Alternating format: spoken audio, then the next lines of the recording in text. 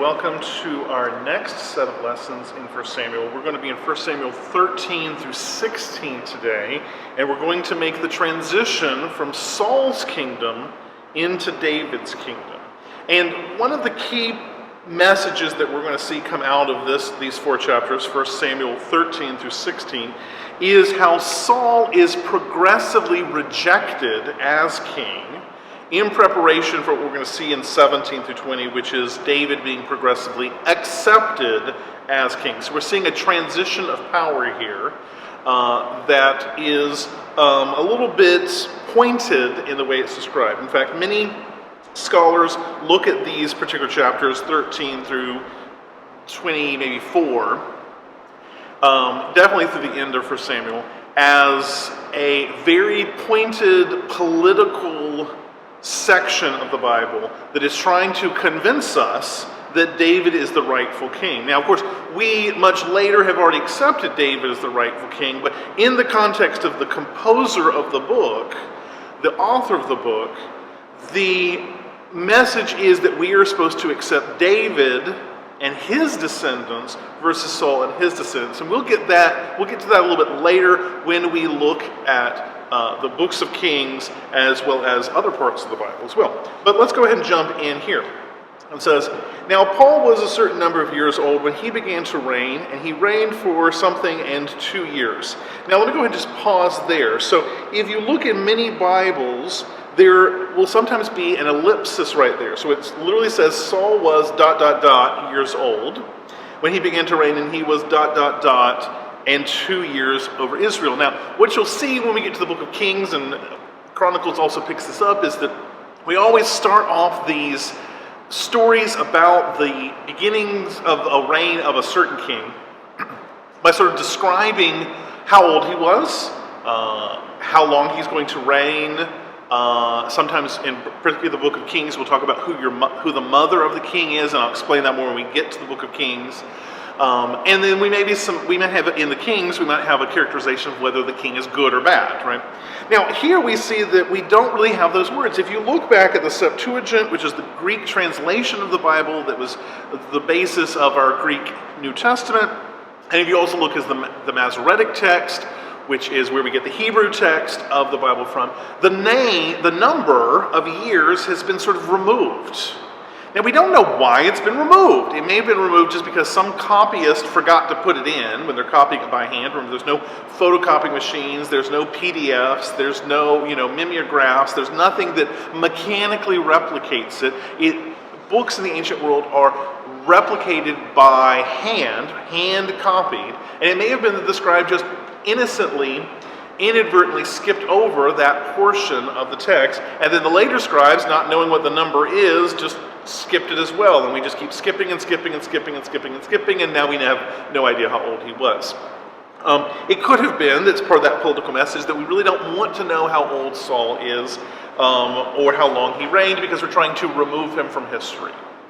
So regardless, I see that as perhaps the first, maybe most innocent example of sort of removing Saul from the text, right? We have the stories of Saul, but in many ways the writer or the reception of the text wants us to sort of draw a big black line through him and ignore that he even was there, and really think of David as the first king of Israel, although Saul is actually the first king of Israel.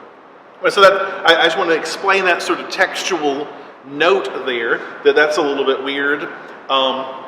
Probably, if we look at the text, we can tell that he was probably about the same age as David was, which later on we're going to see David was a certain number of years old, and he reigned for probably a comparable period, we'll say 30 years, 32 years, whatever, because by the time that David comes to the throne, Saul has adult children, so he's probably old enough to have grandchildren himself. We'll just put him in the 60s, just to keep it a nice round number in the ancient world. Okay, now, moving to chapter 13, verse 2.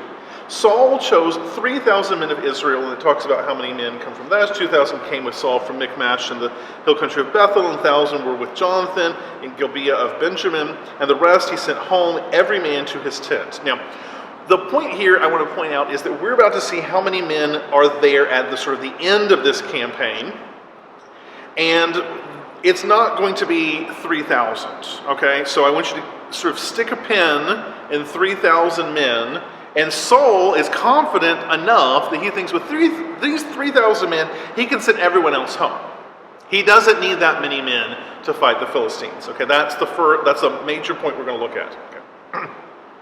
Now Jonathan defeated the garrison of the Philistines that was at Geba, and the Philistines had heard of it. And then Saul blew the trumpet through all of Israel and said, "Let the Hebrews hear." And all Israel heard it said that Saul had defeated the garrison of Philistines, and that also Israel had become a stench to the Philistines. And the people were called out to join Saul at Gilgal. Now, the Philistines mustered to fight with Israel 30,000 chariots and 6,000 horsemen, and troops like the number of the sand on the seashore, which is a multitude. Okay, so Saul thought that he was going to be okay with 3,000 people, 3,000 warriors, and then he starts to fight the Philistines, which are the country to the west of them, the ones on the seacoast. Again, let me draw my map for everyone, right? So we have the Mediterranean like this, and Sea of Galilee, Dead Sea down here. The Philistines live in this part. Put this P. Israel lives over here, and then there's a border zone that we're fighting over. That's what we're talking about right now. So Saul and Jonathan have come into the border region and have defeated the Philistines who are living there, and now the Philistines are going to mount the counterattack, and they're going to come into the border region as well, and we're going to have a war. Okay, so and they bring, a whole lot of people. 30,000 chariots, 6,000 horses, and troops so many that the biblical writer doesn't have a term in Hebrew to describe how many there are, right? They're not that, the idea we can add numbers up, I want you to think of this a little bit like children. It's like, they go from like 100 to a billion D. You know what I'm saying? Like, it gets so big that like you can't even really completely fathom how many troops there are. That's the idea. So Saul is in a lot of trouble, is what this is. Okay, so they came up to Michmash, which is the east of Beth Aven. And when the men of Israel saw that they were in trouble, for the people were hard pressed, the people hid themselves in caves and in holes and in rocks and in tombs and in cisterns. And some Hebrews crossed the fords of Jordan into the land of Gad and Gilead. But Saul was still at Gilgal, and all the people following him trembled. Trembled is the point I want to say there. So this is the first way that we're going to see that Saul is rejected. So the people reject Saul. Right? You have some people who are living here, they cross the river and go to the other side because they're pretty sure the Philistines are going to defeat Saul. You have other people that are going hither and yon, all over the place. They are escaping, finding caves and cisterns and tombs. We're not talking about permanent homes. We're talking about foxholes, right? We're just thinking the Philistines will come sweeping in to defeat everyone. I'm just going to hide. And I'm going to live under the ground, essentially, so that they don't find me. Okay, so the people have rejected Saul. Now remember, this is not a democracy in the way that we think of it in the modern world. They didn't elect Saul, but you can't really be a leader if you don't have followers. And so if there are no people following Saul, then he's not really a king anymore. And then I think the most pointed part about this is that all the people who had followed him were trembling in verse 7. Like, they're there and they're like, oh yes, I'm committed, I'm with you, but they're in their camps going, I don't know if this is going to work out or not, okay? So, at this point, Saul needs to have sort of the message from God, the approval from God to go to war. That's how, if we go back to Deuteronomy, we can see how it's supposed to be done. When it's time to go to war, the king or the leaders are supposed to go to the priests, to the prophets, and they're supposed to ask whether they're supposed to go to war. Because if they go to war and God doesn't want them to, he's not going to give them victory. He's going to cause them to have defeat. That's a understood message that we get from the book of Judges and the end of Deuteronomy, that when the people went up and God didn't want them to go fight someone, that they were always defeated. So here's where. So Saul waits 7 days, the time appointed by Samuel. But Samuel had not come to Gilgal, and the people were scattering from him. Again, the people rejecting Saul, and they're like, we've waited 7 days, Saul. Samuel's not here. I think that means we're not supposed to go. And they start leaving. So Saul gets nervous. And he thinks, I better do something. I need to rally the people together and convince them to stay with me and to support me.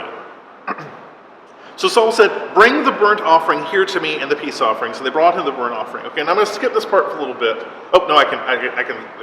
So as soon as he had finished offering the burnt offering, behold, Samuel comes up.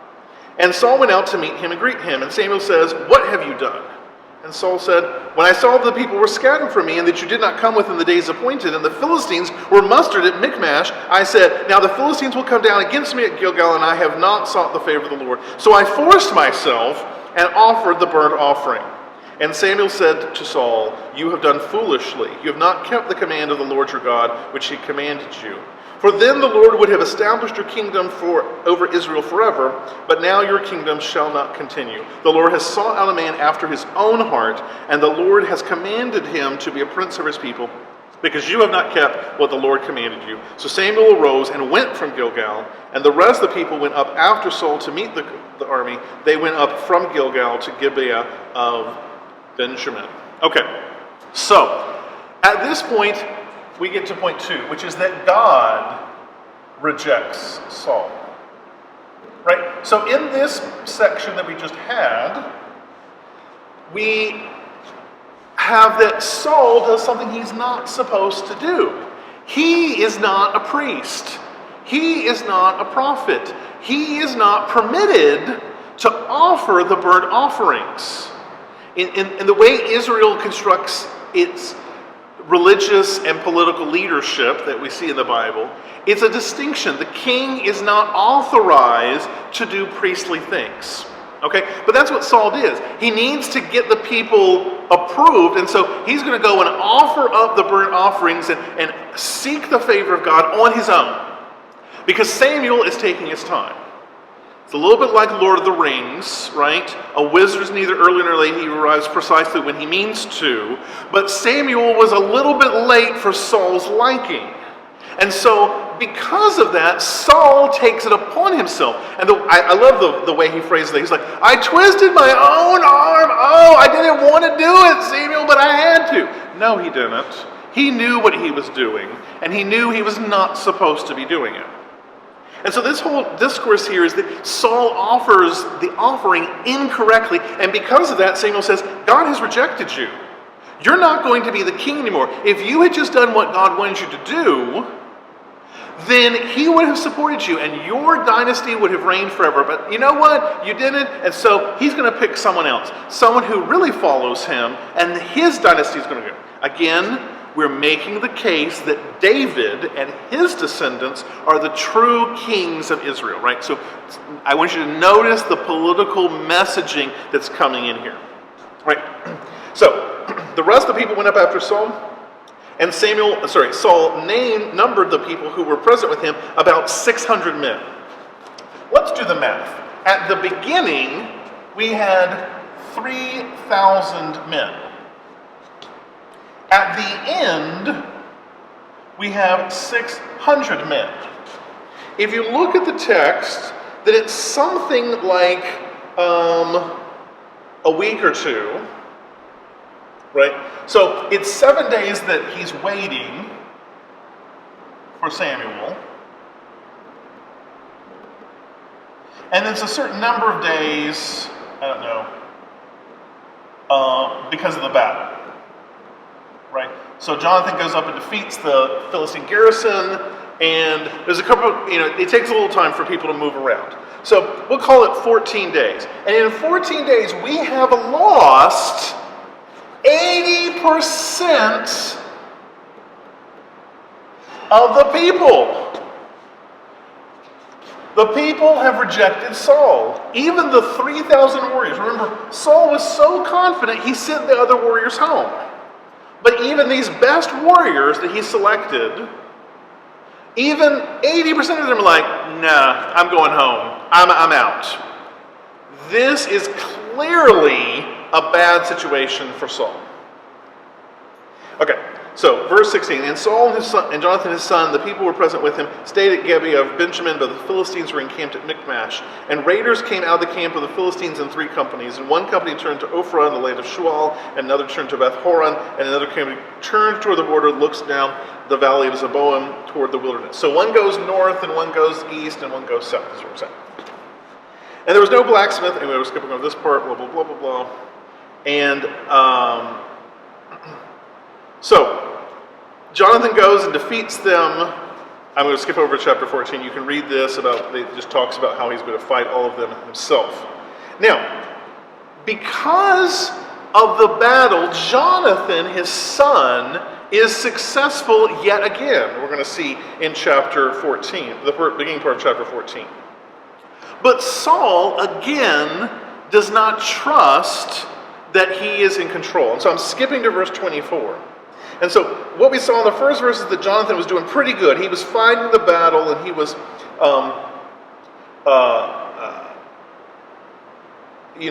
was doing pretty good with defeating the army on his own. So in verse 24, and the men of Israel had been hard-pressed that day, so Saul laid an oath on the people, saying, Cursed be the one who eats food until evening, and I am avenged upon my enemies. So none of the people had tasted food. Now when all the people came to the forest, behold, there was honey on the ground. And the people who entered the forest, behold, the honey was dropping, but no one put his hand to his mouth, as in they reached and grabbed it and took it in, because they feared the oath. But Jonathan had not heard his father charge the people with the oath, so he touched the tip of his staff with his hand and dipped it in the honeycomb and brought his hand to his mouth, and his eyes were brightened, i.e., he ate some honey and felt better, right? He had a snack and was rejuvenated. And one of the people said, Your father strictly charged the people with an oath, saying, Cursed is the man who eats the food during the day. And the people were faint. And Jonathan said, this is his son. Jonathan, his son, says, My father has troubled the land. See how my eyes have become bright because I tasted a little honey. How much better if the people had eaten freely today of the spoil of their enemies that they found, for now the defeat of the Philistines has not been great. Okay, so what we see here is that Saul said, no one eat the food, so as you're defeating these armies and you come on through their camps and they got, some grain or some water or some meat or whatever laying around, don't just eat the food as you go. Go ahead and finish the defeat, conquer the people, fight them off, and then we'll come back and divide up all the food. Now, that's a part of the way Israel was supposed to fight, that the spoils of war were supposed to be preserved. No one's supposed to find a little gold and just stick in their back pocket while they're fighting. We're supposed to wait to the end of the battle and then divvy up all of the spoils in a proper fashion. That's how God had commanded them. But God doesn't tell them anything about eating. They're allowed to eat food while they're fighting. Remember, battles are not like quick little, battleship games. They take a whole day of fighting, right? Because you march and retreat and march and retreat and you fight people, right? So it's hours that you're fighting people. And so God never said you told it. So what Saul has done is he's gone above and beyond what God has commanded to sort of, I think the point of the text is Saul is trying to convince God that he's the right guy again. He's like, okay. He's like, I'm sorry, I messed up that first time, but you know what? We're gonna go above and beyond. I'm gonna be so holy. We're not even gonna eat food, and that way God can get the victory, and we can show him that we trusted him because we didn't even strengthen ourselves for the battle. But the point is that Jonathan has rejected Saul. Right? Jonathan comes and he sees that there is, food there to eat. And since he had not heard the command of Saul, he just reaches out his hand, grabs some honey and eats it and has a little snack and feels better.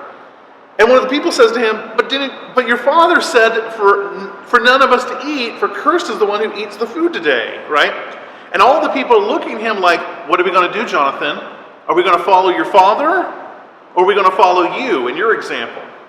And Jonathan puts the nail in Saul's coffin. He says, my father's an idiot. You see, I feel so much better having eaten all this honey. It would have been better for us to eat and had even a better battle, because what Saul has done is mean that we didn't really defeat the Philistines that great. We didn't show how powerful we were. It would be so much better if we had just eaten the food and fought them than trusting God with this rash, oath.